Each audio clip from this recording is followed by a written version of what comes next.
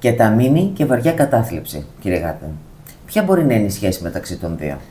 Η κεταμίνη είναι ένα φάρμακο το οποίο μπορεί να δώσει λύση σε ανθρώπους με βαριά κατάθλιψη που δεν ανταποκρίνονται στα συνήθη αντικαταθλιπτικά. Φυσικά εμείς στο κοινό γνωρίσαμε την κεταμίνη ως ένα βαρύ αναισθητικό. Είναι ένα φάρμακο το οποίο χρησιμοποιείται στην αναισθησιολογία εδώ και δεκαετίες.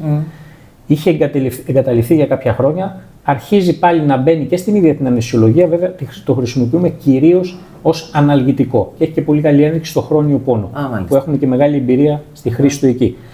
Είναι ένα φάρμακο το οποίο οι αναισθησιολόγοι το γνωρίζουμε καλά και φαίνεται πια εδώ και 2 δεκαετίες ότι έχει πολύ καλή δράση σε βαριές καταθλίψεις. Και σε κάποιες άλλες περιπτώσεις. Ναι. Ποιες ιδιότητες, έτσι, μοναδικές θα λέγαμε ότι έχει αυτό το φάρμακο για να το συνδέουμε με τα επεισόδια βαριάς κατάθλιψης? Δράσει σε συγκεκριμένους υποδοχείς στον εγκέφαλο.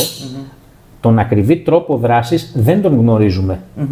Όμως φαίνεται ότι έχει τέτοιες δράσεις αντικαταθλιπτικές, οι οποίες μπορούν να δώσουν τη λύση σε έναν άνθρωπο ο οποίος έχει βρεθεί σε αδιέξοδο.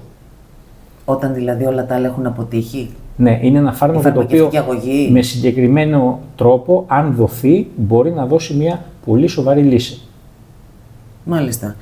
Και γίνεται εφάπαξ χορήγηση, είναι μια διαδικασία? Υπάρχει ένα στανταρισμένο πρωτόκολλο, το οποίο είναι συνήθως 4 με 6 συνεδρίες χορήγησης κεταμίνης, οι οποίες γίνονται με πολύ συγκεκριμένο τρόπο, με τον αναισθησιολόγο από πάνω, με πολύ συγκεκριμένο τρόπο. Πέστε μου ότι υπάρχει μια επιστημονική ομάδα. Σίγουρα, γιατί ειδικά στην περίπτωση της βαριάς κατάθλιψης, εγώ θα έρθω σε συνεννόηση με τον ψυχίατρο. Έτσι. Και όταν πούμε ότι μπορεί ο ασθενής, γιατί πέρα από το ψυχιατρικό ζήτημα και τη βαριά κατάθλιψη, υπάρχουν και άλλοι παράγοντες που πρέπει να τους εξετάσουμε. Και τους εξετάζει ο αναισθησιολόγος όπως τους εξετάζουμε πάντα. Αφορούν και την καρδιά και κάποια άλλα ζητήματα. Όταν ο ασθενής μπορεί να την κάνει την έγχυση, τότε προχωράμε κανονικότατα σε συνεννόηση με τον ψυχίατρο.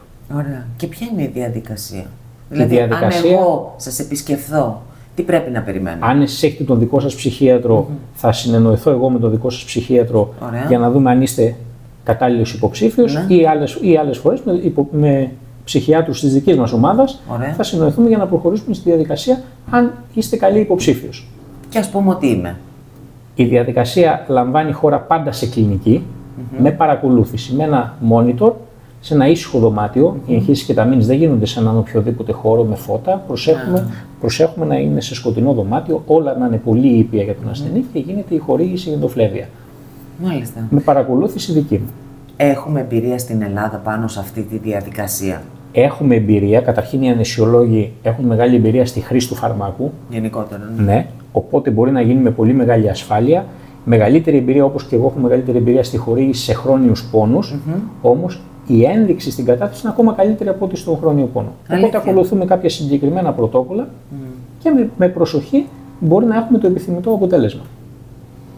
Εννοείται τις μέρες που γίνεται η έγχυση κεταμίνης, ο αναισθησιολόγος είναι εκεί. Δηλαδή, όταν εγώ θα κάνω μια έγχυση κεταμίνης, εκείνη τη μέρα δεν έχω άλλες δουλειές. Θα ασχοληθώ με αυτόν τον ασθενή. Θα είμαι εκεί, ναι.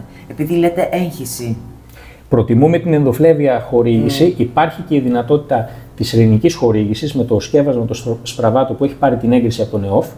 Αλλά προσωπικά προτιμώ την ενδοφλέβεια έγχυση, γιατί είμαι πολύ εξοικειωμένος με αυτή και την γνωρίζω πάρα πολύ καλά και μπορώ να κάνω τιτλοποίηση. Δίνω και βλέπω το αποτέλεσμα. Είναι μια διαδικασία. Το θεωρώ πολύ ασφαλές. Ναι, η οποία κρατάει πόσο? Είναι κάποιες ώρες. Η ίδια η έγχυση αυτή καθ' αυτή είναι συνήθως 40 λεπτά. Αν εγώ δω κάτι, μπορώ να την κάνω να την παρατείνω. Ανάλογα με τι γίνεται εκείνη τη στιγμή με τον ασθενή. Αυτό είναι και το πλεονέκτημα της ενδοφλέβειας χορήγηση υπό παρακολούθηση. Ότι δεν είναι ότι δώσαμε μία fix δόση και περιμένουμε τι έγινε. Φτιάχνουμε εμείς τη δόση. Ακριβώς για τον ασθενή μας. Είναι πολύ ενδιαφέρον. Είναι. Ευχαριστούμε πολύ. Να είστε καλά.